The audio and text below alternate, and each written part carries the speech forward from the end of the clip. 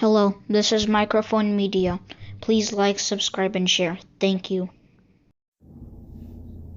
አገሩ ምን ያው ነው፣ ሰላም የለም። ምን ሰላም? ስራ እንዴት ነው? ምን አዲስ ነገር አለ? አዲስ ነገር ምን ሞልቷል? እኛ ሀገር አዲስ ነገር ምን ነፍ ነው? ልክ ነው። እስቲ ንገሩን።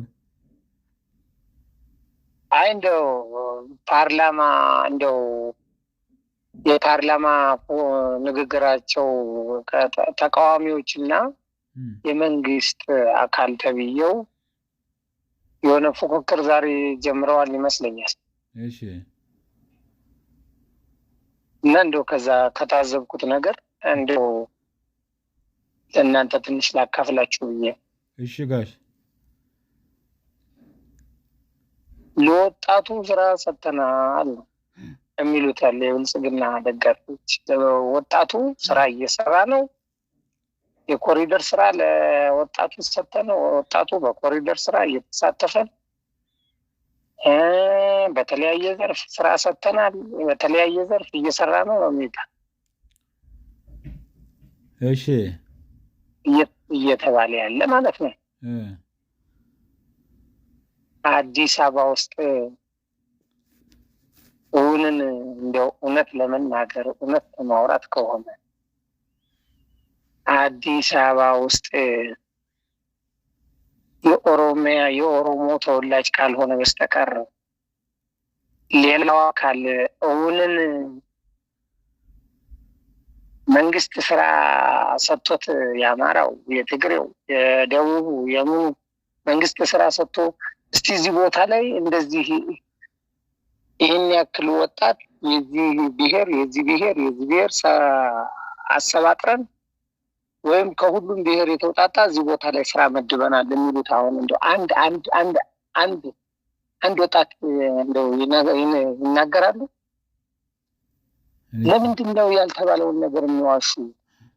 ለምንድን ነው ያልሆነውን ነገር የሚያወሩ? እንዴ አዲስ አበባ ቢያንስ እስቲ እንግዲህ እኛ ውጭ አይደለም ያለ ነው፣ እኛ ብዙ አናውቀውም። አዲስ አበባ ያላችሁ አሁን እንዴት ነው ይሄ ኮሪደርም ይሁን ማንኛውም ስራ ለወጣቱ ሲሰጥ ለኦሮሞ ተወላጆች ብቻ ነው የሚሰጠው ነው የሚሉኝ ያሉት? እሱን በደንብ ያድርገው እስቲ ንገሩን እንዴት እንደሚያደርጉ። በጣም ጥሩ። ማስታወቂያ ይለጠፋል ይባላል፣ እኛ እናየው። እሺ። ነገር ግን የስራ ልምድ ይዘው የሚዞሩ የኦሮሞ ተወላጅ ካልሆነ በስተቀር የአማራ፣ የትግሬ፣ የጉራጌ፣ የሶማሌ፣ የአፋር ልጅ እንደው አንድ ወጣት የስራ ልምድ ይዞ የትኛው ቢሮ ሄዶ ተሳካለታል? የለም። ካነሳነስ በጥቂቱ ልንገር ወንድሜ፣ እንደው በትንሹ ፓርኪንግ ቦታ ያሉ እነሱ ናቸው። ከትንሹ እንደው ልጀምርልህ፣ ሊስትሮ ቦታ ያሉ እነሱ ናቸው። ጥበቃ ቦታ ያሉ እነሱ ናቸው። ከባንክ ጀምሮ እስከ መንግስት ሰራተኛ ጥበቃ፣ የመንግስት ሰራተኛ እነሱ ናቸው። የንግዱ ቦታ ላይ ወላ መርካቶ፣ ወላ ፒያሳ፣ ወላ የትም ቦታ እነሱ አሁን አስገብተዋቸዋል። ሌላውን እያፈቃሉ፣ ሌላውን እያባረሩ ማለት ነው። እያፈሱ ይወስዳሉ። ሌሎችን በሙሉ አፍሰው ወስደዋል ሲባል ነበር። ታዲያ ባለፈውም በዚህ ዙሪያ ላይ አውርቻለሁ። እንደው የትኛው ቦታ ላይ ነው ለወጣቱ ስራ ተሰጥቷል ብሎ ዛሬ ተፎካካሪ ፓርቲ የሆነች ስሟ አሁን ጠፋብኝ እንጂ እሷ የብልጽግናን ጉድ ዘረገፈችው። የብልጽግናን ጉድ በቃ በዝርዝር ነው በይፋ ያወጣችው። ያንን አዳምጬ ነው አሁን እንደው ነገሮች ገርመውኝ እንደው ወደ እናንተ መደወል የጀመርኩ። ጥሩ አድርገው። ለወጣቱ ስራ ሰጥተናል። ወጣቱ ዛሬ እየሰራ ነው። ወጣቱ በኮሪደር ስራ፣ ወጣቱ በእንደዚህ ስራ ተሰማርቶ እየሰራ ነው። እንዲሁ በመድኃኔዓለም የሰሩትንና የሚዋሩትን ለይተው አያውቁም እንዴ? እንዴት አይነት ጉር ላይ ነው የደረሰ? የሚገርመው ነው። አንዱ አሁን ለራሱ ጨዋታውን አይርሱ እንጂ ኤጀንሲ አለኝ እነዚህ ወደ ውጭ ሰራተኞች የምንልከው ብዙ ልምድ ያለን ኤጀንሲ አለኝ አሉ።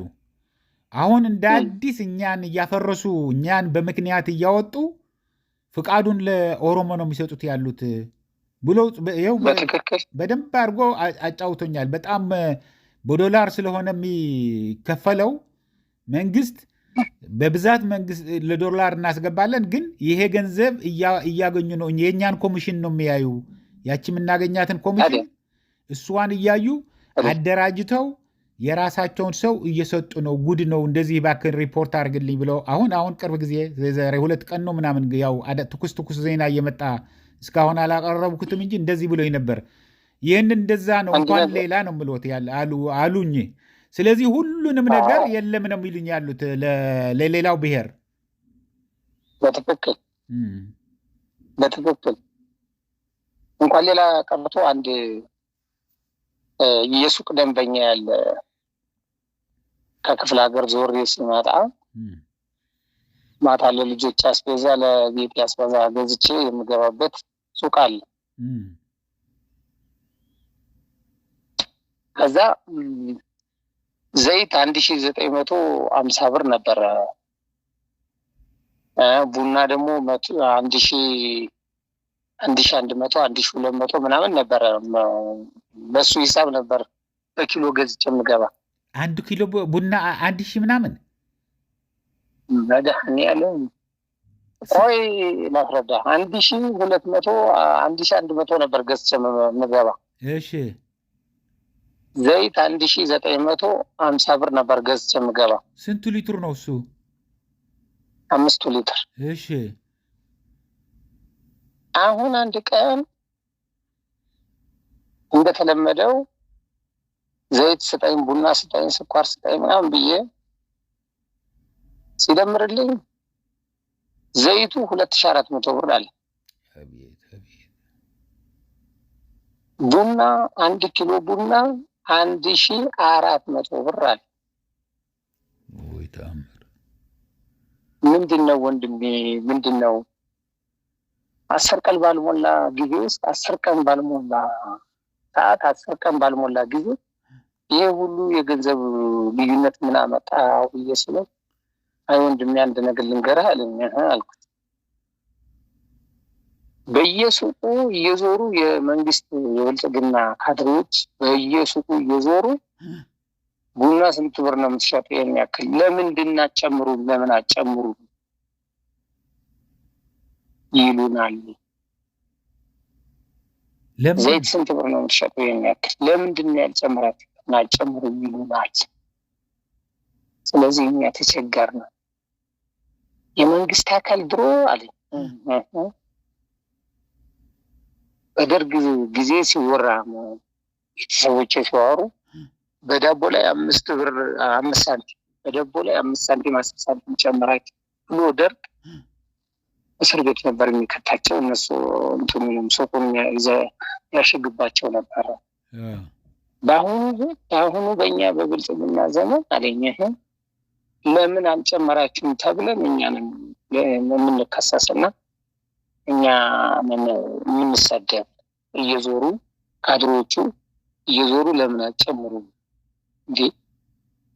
እንዴት አድርገን እንጨምር? እዚህ ህዝብ ላይ ጨምሩ።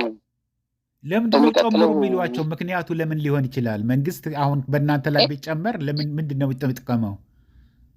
እኔ አላውቅም። ልጁ ባለሱቁ የነገረኝን ነው እኮ ይህን ለአንተ አሁን ለሚዲያ እንድታውቅ የምነግርህ ያለው። አይ ምክንያቱም እንደገና እኔ ብቻ ስላልሆነ የሚያዳምጠው ምናልባት ቆይ ላስረዳ። ምናልባት ነገ አሁን ይህን ሚዲያ ላይ ስታወጣው ሌላ ሰውም ደግሞ ይህንን እንደዚህ ተደረገ እውነት ነው ይሄ ነገር ብሎ በእርግጠኝነት እንደሚልህ 100% እርግጠኛ ስለሆንኩ ነው። ከዛ ይሄ ነገር እንዴት ሊሆን ይችላል ብዬ ያንን ያለኝን ገንዘብ ከፍዬ ይዤ ሂጄ ከዛ ወደ ስራ ቦታ ሂጄ እንደዚህ ስንዋራ ኧረ ለጓደኞቼ ኧረ እናንተ እንደዚህ ተባልኩኝ ባለሱቁ ደንበኛ እንደዚህ አለኝ ይሄ ነገር እንዴት ነው ስላቸው እንዴ ይሄ መሐላል አይደል እንዴ በመርካቶ በፒያሳ በምናምን ያሉ ሱቆች እየገቡ ለምን አጨምሩ እየተባለ በግድ ያስጨምሯቸው አይደል ብለው ከሌላ አፍ ደግሞ ሰማው ይሄን ነገር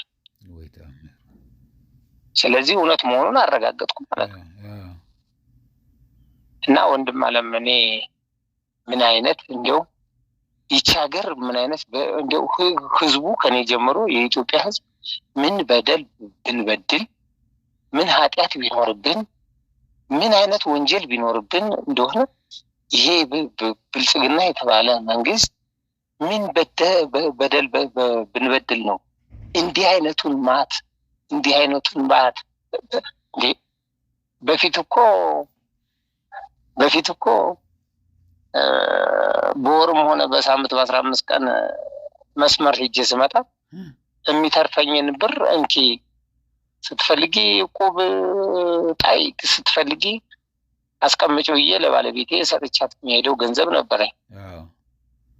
አሁን ግን እንኳን ገንዘብ አስቀምጬ ሊሄድ ይቅርና አበል አልበቃይ ብሎ ልጆቼ ማታ ማታ የሚፈልጉትን እንኳን አሁን ነገ ተነገ ወዲያ እያጣሁ እየሄድኩ ነው። እስካሁን ደህና ነኝ እግዚአብሔር ይመስገን።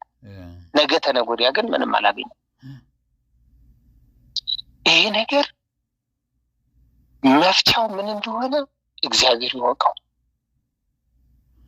እስቲ መሰረታዊ የሆኑትን ማነው ስሙ ይንገሩኝ። ምክንያቱም ውጭ ያለን በተለይ በዳያስፖራ ያለው በመላው ዓለም ላይ ያለው አድማጫችን እኔ አሁን እዛ እያለሁ አንድ ቢራ 10 ብር ገባ ብለን በጣም ተናደን ነበረ። 1 ኪሎ ቡና የቅዱስ ገብርኤል የበርበሬ ሁሉን እስቲ የቻሉትን ይንገሩን ስንት እንደሚሸጥ ከቻሉ ካላስቸገርኩት። ቢራ አሁን አንድ ጠርሙስ ቢራ 80 ብር ነው። እሺ አንድ ጠርሙስ ቢራ 80 ብር ነው። ቡና እንደውም እናንተ ሰፈር አልቀነሰም ተብዬ 1400 ብር ነው። ስኳር 190 ብር ነው። ዘይት 240 ብር ነው። ሊትሩን ነው የምናወራው አሁን። እሺ 5 ሊትር 5 ሊትር ዘይት 2400። እሺ ሌላ ምን ልንገር? ይሄ በርበሬ ስንት ይሆናል አሁን ኪሎውን? በርበሬ ቀነሰ ተብሎ 680 ብር ነው 1 ኪሎ። አሁን እንደውም ክርስቶስን እንዴ እንጀራ ስንት ነች አሁን? እንጀራ ይቺ 1 ብር የምትሸጥ የነበረችው በየሱቁ 1 ብር 35 ብር አንዷን እንጀራ። ይቺ ስስዋንም ይሸጧት አንድ እንጀራ በጣም ስስ እኮ ነው በየሱቁ የሚሸጠው የነበረው። የዛሬ ይሄ ሀጫሉ የተገደለ ጊዜ ነው እኔ አሁን ወደዚህ የመጣሁኝ ማለት። ስለዚህ የዛን ጊዜ 1 ብር ነበረ። 1 ብር ነበረ 35 ብር ነው አንዱ እንጀራ። አንዱ እንጀራ ደረቋ እንጀራ። ሰው እንዴት ነው የሚኖረው? እኔ በጣም ነው የገረመኝ እውነትን ለመናገር። እንዴት አድርጎ ነው የሚኖረው? ቤት ክራይ አለ፣ ልጆች ትምህርት ቤት አለ። እንዴት አድርጎ ነው የሚኖረው? በፈጣሪ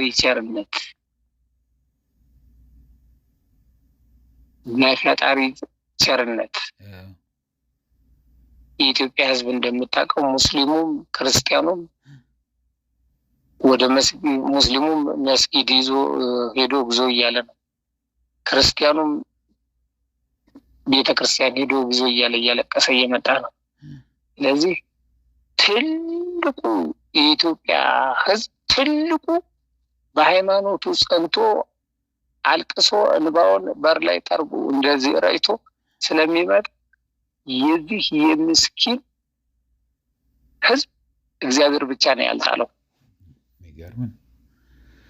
ከሁሉ በላይ እኔ የሚገርመኝ ጡረተኛ ለፊክስድ ኢንካም የሚባል ያው ቋሚ የሆነ ምንም የማይጨምር ምናምን እናንተስ የጊዜው እንኳን እያዩ ጭማሪም አበልም ምናምን ሊኖር ይችላል። ይሄ ጡረታ የምትሰጠውን አትጨምር አትቀንስ ነች። እንዴት አድርጎ ይኖራል እሱ አባት ጡረተኞቹ ልመና ውስጥ ካልወጡ?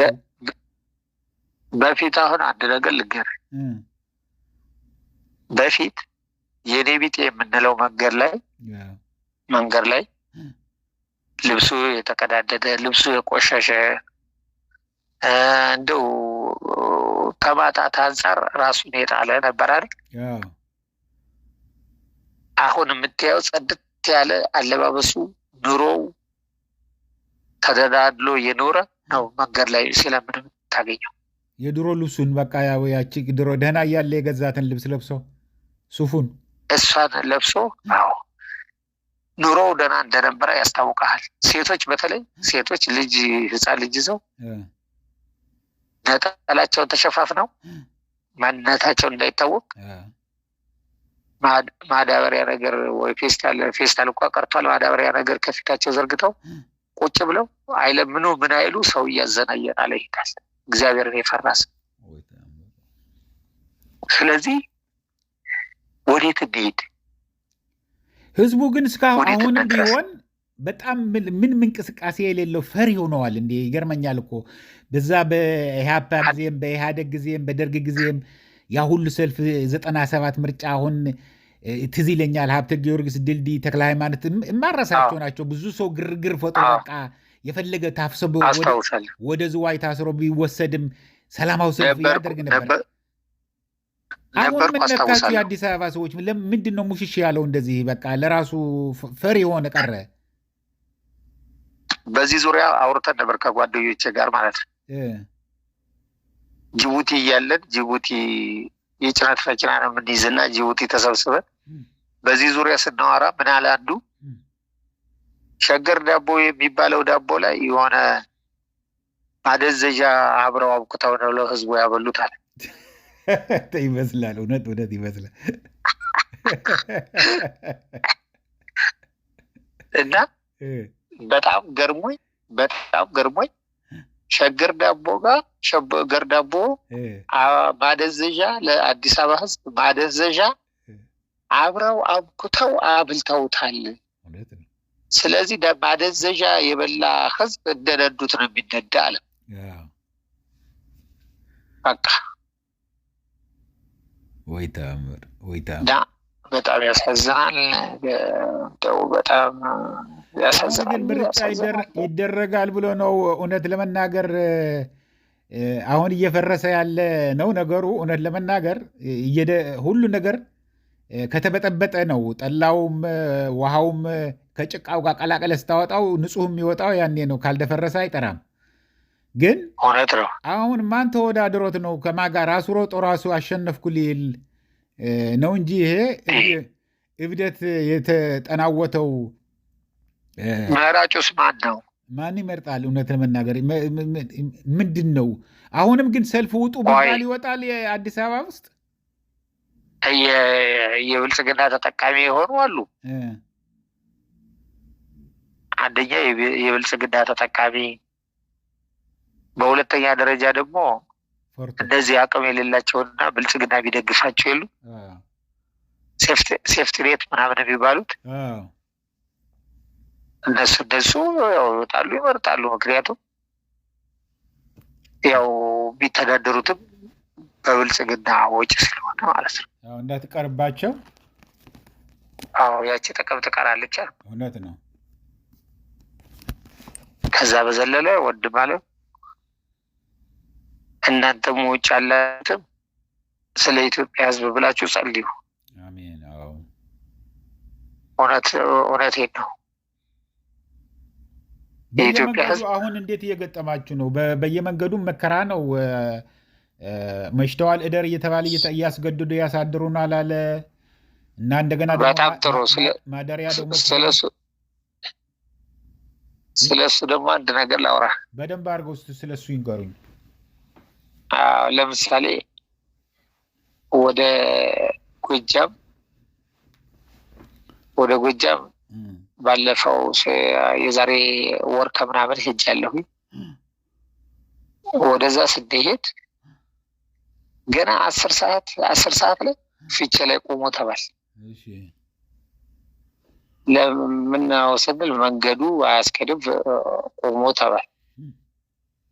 እሺ ብለን 10 ሰዓት ቆመን እዛው አደር። ጠዋት በሰልፍ 300 ብር ከአንድ መኪና። እሺ የሚገርም የምንድን ነው ስንል የጠባቂ 300 ብር ከፈል። ከዛ ከባድ መኪና ነው። ከሱ የአማራ ክልል ነው። ፊቼ ኦሮሚያ ነው እንጂ ኦሮሚያ። ኦኬ እሺ። ከዛ ከፊቼ ተነስተን ደግሞ ያው ከባድ መኪና ደልባና አይሄድም፣ መንገዱም ተበላሽቷል። ስናዘግም ውለን ደግሞ ደጀን 11 ሰዓት ሲሆን ደጀን ደረስ። ደጀን ደግሞ ኬላ ተዘጋብን። ደጀንም ቆም 11 ሰዓት ላይ ጠዋት ስናነሳ 300 ብር።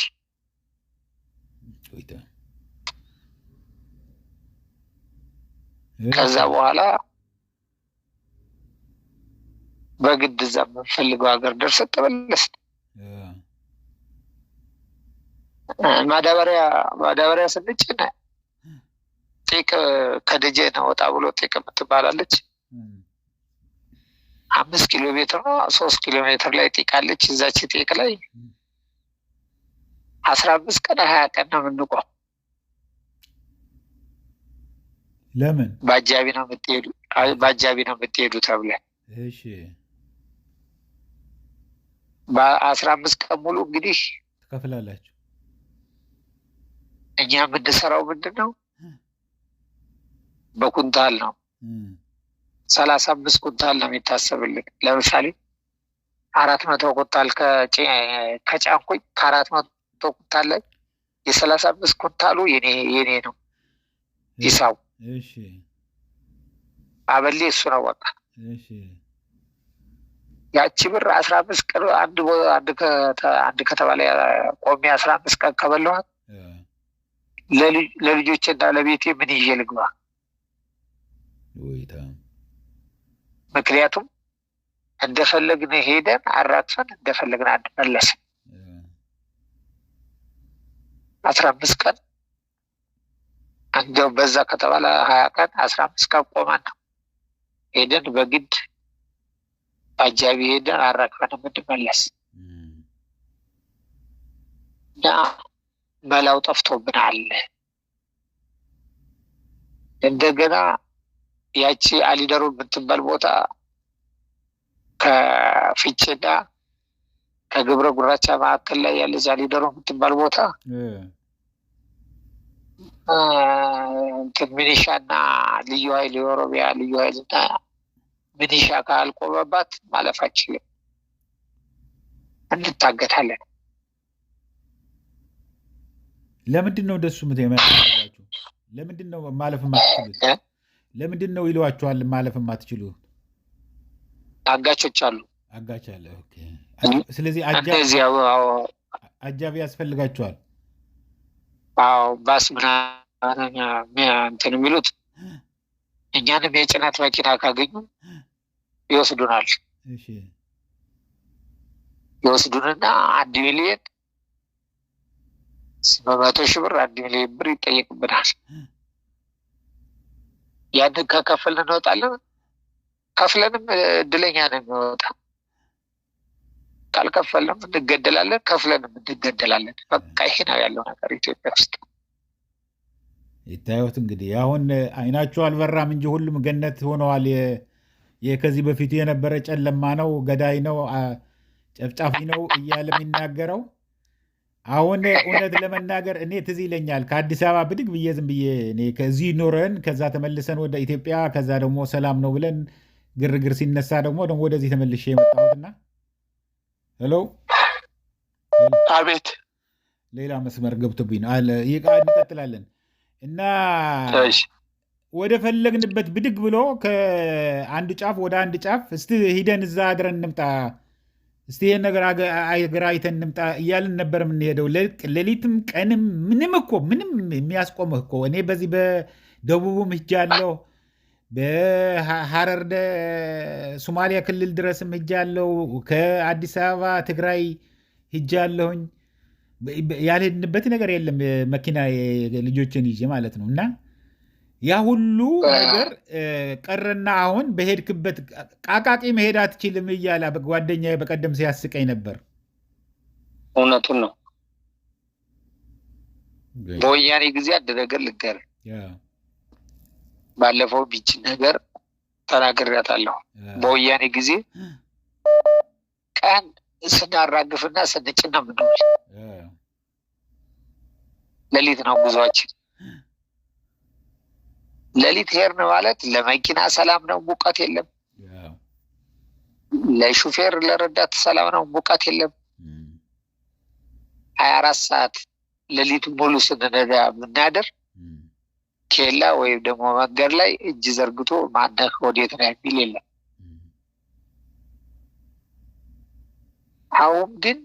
አሁን ግን እንዳለ ከአባይን ድልድዩ እንደተሻገር ከሱ ጀምሮ እስከ ፍቼ ድረስ ከፍቼም አልፎ ጎርፎ ገብርኤል የሚባል አለ። እዛ ድረስ ምንድን ነው የተፈጠረ ያለው? ወታደር መንገድ ላይ ወታደር ካልተበተነ እኛ መንቀሳቀስ አንችልም። በኮንቮይ በአጃቢ ነው ምክንያቱም ነው። ቦምብ ምናምን ይደረጋል፣ ይቀበራል ወይስ እንዳይመጣ ዘራፊ ተብሎ ነው? ኮንቮይም አለ። ኮንቮይም በቶዮታ ልዩ ኃይሎች፣ የኦሮሚያ ልዩ ኃይሎች እነሱ በቶዮታ አንዴ ወደዛ አንዴ ወደዚህ እያሉ መኪኖችን እንትን ይላሉ።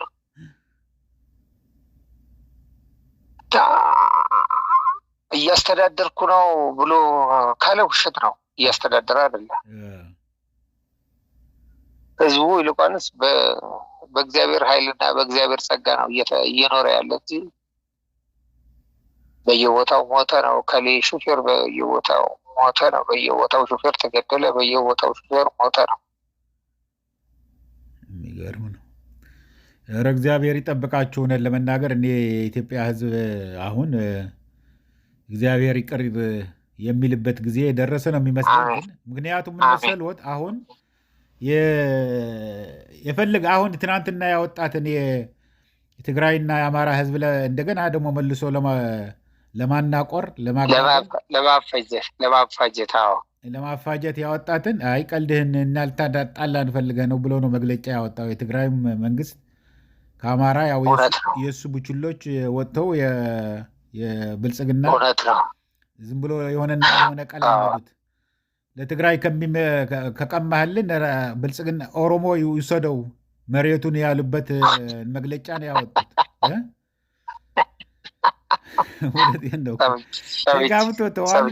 ተዛምዶ አንድ አይነት ባህል ኢትዮጵያ የሚባለው እኮ አማራና ትግራይ ነው ጋሺ።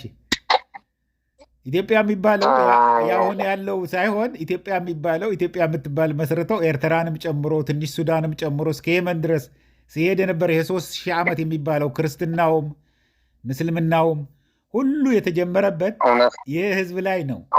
ይህንን ህዝብ ታዲያ በዚህ በአንድ ተራ ሰው እንዴት እውነት ለመናገር እያፋጀ ስልጣኑን ለማቆየት የሚያደርገውን ይህንን መኮንን ያለብን ሁሉም ሰው ማወቅ ያለበት ይሄ ነው።